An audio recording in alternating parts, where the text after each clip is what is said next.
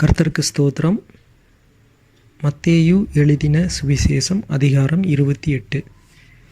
ஓய்வு நாள் முடிந்து வாரத்தின் முதலாம் நாள் விடிந்து வருகையில் மகதலேனா மரியாளும் மற்ற மரியாளும் கல்லறையை பார்க்க வந்தார்கள்.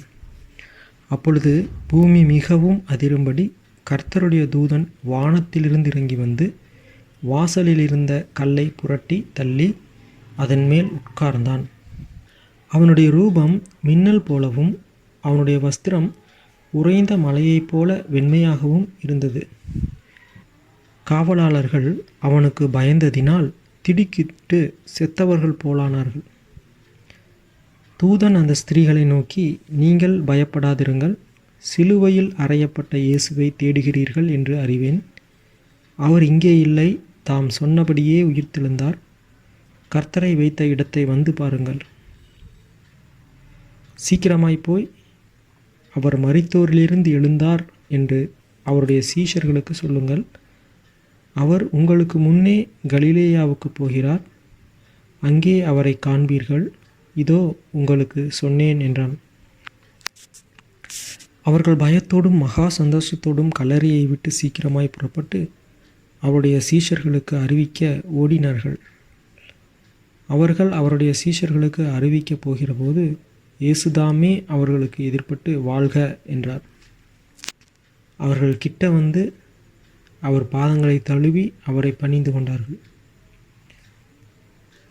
அப்பொழுது இயேசு அவர்களை நோக்கி, பயப்படாதிருங்கள், நீங்கள் போய் என் சகோதரர் கலிலேயாவுக்கு போகும்படி அவர்களுக்கு சொல்லுங்கள், அங்கே அவர்கள் என்னை காண்பார்கள் என்றார். அவர்கள் போகையில் காவல் சேவகரில் சிலர் நகரத்துக்குள்ளே வந்து நடந்த யாவற்றையும் பிரதான ஆசாரியருக்கு அறிவித்தார்கள். இவர்கள் மூப்பரோடே கூடி வந்து ஆலோசனை பண்ணி சேவகருக்கு வேண்டிய பணத்தை கொடுத்து, நாங்கள் நித்திரை பண்ணுகையில் அவனுடைய சீஷர்கள் ராத்திரியிலே வந்து அவனை களவாய் கொண்டு போய் விட்டார்கள் என்று சொல்லுங்கள். இது தேசாதிபதிக்கு கேள்வியானால் நாங்கள் அவரை சம்மதப்படுத்தி உங்களை தப்புவிப்போம் என்றார்கள். அவர்கள் பணத்தை வாங்கி கொண்டு தங்களுக்கு போதிக்கப்பட்டபடியே செய்தார்கள். இந்த பேச்சு யூதருக்குள்ளே இந்நாள் வரைக்கும் பிரசித்தமாக இருக்கிறது. 11 சீஷர்களும் கலிலேயாவிலே இயேசு தங்களுக்கு குறித்திருந்த மலைக்கு போனார்கள். அங்கே அவர்கள் அவரை கண்டு பணிந்து கொண்டார்கள். சிலரோ சந்தேகப்பட்டார்கள்.